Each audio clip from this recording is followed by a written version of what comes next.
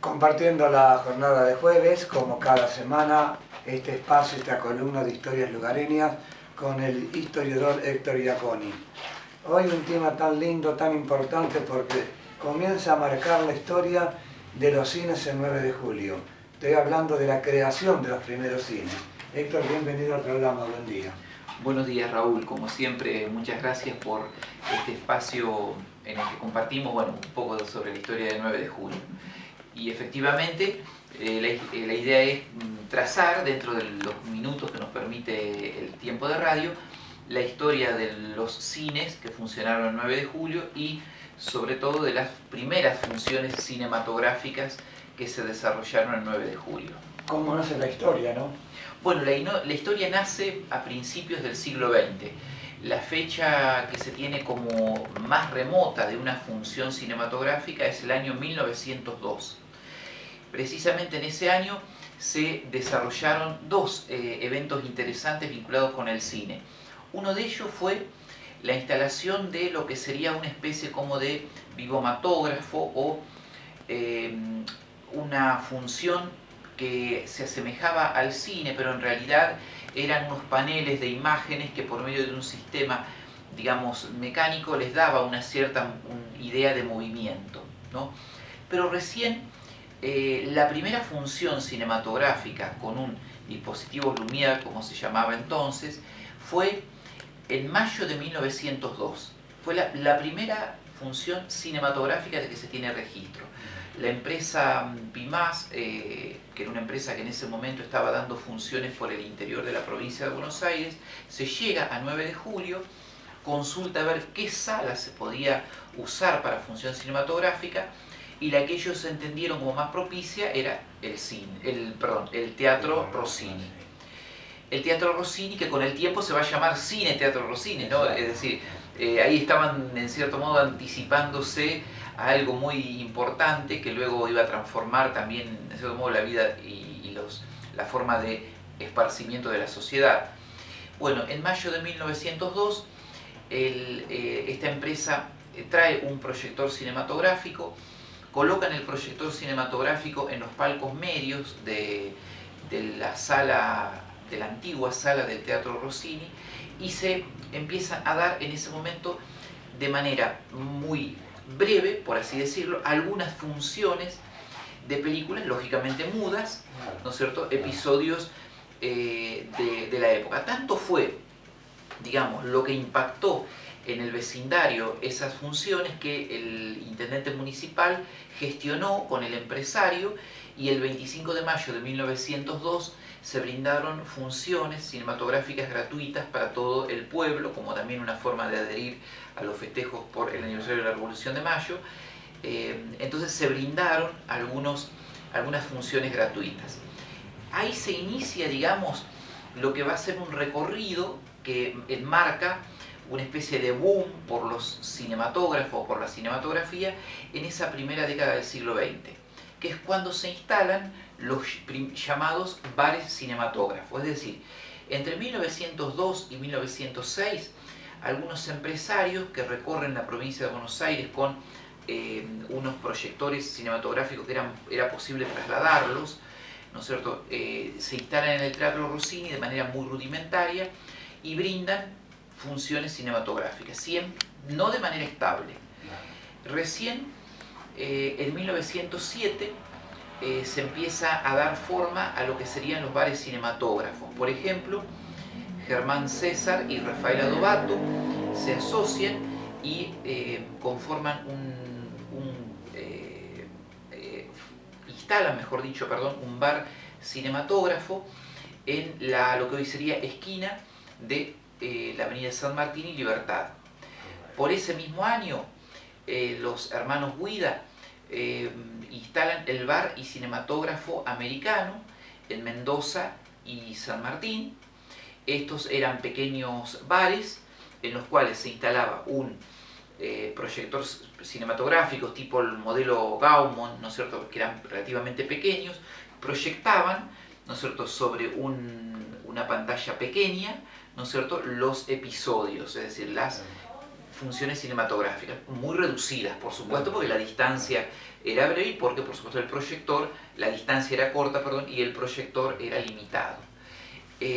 A esos primeros bares cinematógrafos se va a unir también en 1909 el bar y cinematógrafo Bar San Martín, sobre cuya historia nos vamos a ocupar la próxima semana más en detenimiento. En 1912 la municipalidad le solicita a la sociedad italiana que defina cómo él va a ser la situación de las proyecciones cinematográficas, dado que cada vez que venía un empresario y traía un proyector, lo instalaban en los palcos medios, pero sin ninguna protección. Es decir, que la película, que en ese momento era un material ignífugo muy importante, podía desatar un incendio en la sala. Entonces era necesario regular las funciones cinematográficas para que,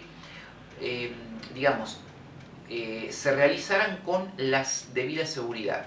Entonces, a partir de 1912 se instala de manera más estable un proyector cinematográfico en el Teatro Rossini, y a partir de ese año comienza a darse toda la trayectoria del cine dentro de la sala del Teatro Rossini. Cumpliendo las exigencias de la autoridad municipal, la sociedad italiana va a instalar una cabina de amianto, convierte el palco medio primeramente en cabina de amianto, y luego realiza otra reforma, y en la tertulia se ubica la segunda cabina.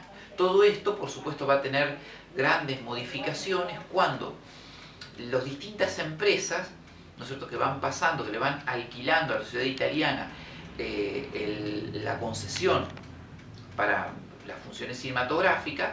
Estamos hablando de distintas empresas, ¿no es cierto?, encuentran el gran, concesionario en la figura del empresario Zurro, que va a transformar la visión de las funciones cinematográficas, no solamente el 9 de julio, sino también en la región. Entonces Zurro les va a proponer a la sociedad italiana transformar la sala de teatro en una sala cinematográfica, que tenga mayor capacidad de aforo, ¿no es cierto? Entonces, en 1946 se inicia la gran reforma del Teatro Rossini para convertirlo fundamentalmente en una sala de funciones cinematográficas, y ahí nace la denominación de Cine Teatro Rossini, que es la gran empresa de Zurro, que después la va a continuar don Marcos Marenco. Tenemos que recordar que hacia 1926 se inaugura el Cine 9 de Julio, que fue la primera sala construida en 9 de Julio exclusivamente para el funcionamiento de un cine. Eso es un hecho muy importante.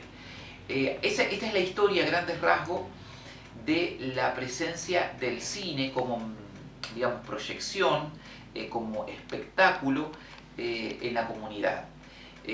Una historia, ¿no es cierto?, que está enmarcada también por un montón de acontecimientos importantes que van de la mano de eso. Por ejemplo, cuando se proyectan las primeras películas en Technicolor, que revolucionan, ¿no es cierto?, y cuando se proyecta también la primera película sonora, porque hay que tener en cuenta que en el advenimiento del cine, 9 de julio, era cine mudo.